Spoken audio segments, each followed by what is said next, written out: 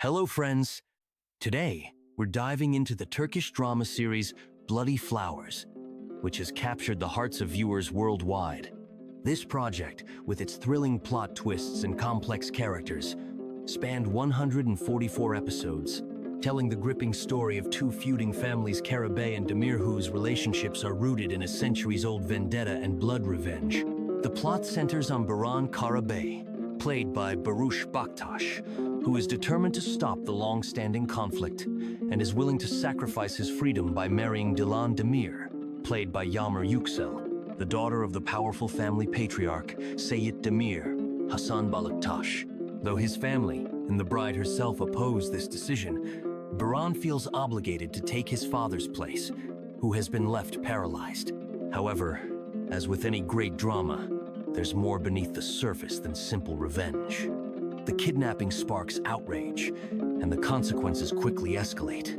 Seyit Demir, upon learning that his daughter has been taken, ends up in the hospital. Baran's ex-girlfriend Derya also enters the scene, determined to win back his heart by any means.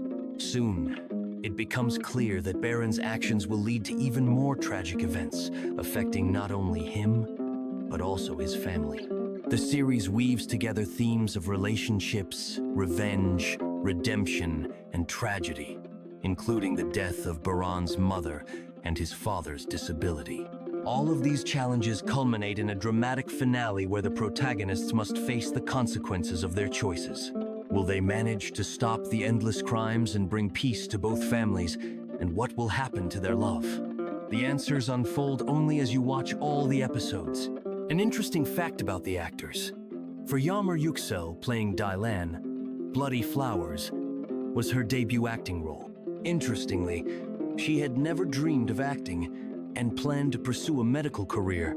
As for Barıs Baktas, he initially studied accounting, but later turned to acting after attending acting courses and landing roles in historical films.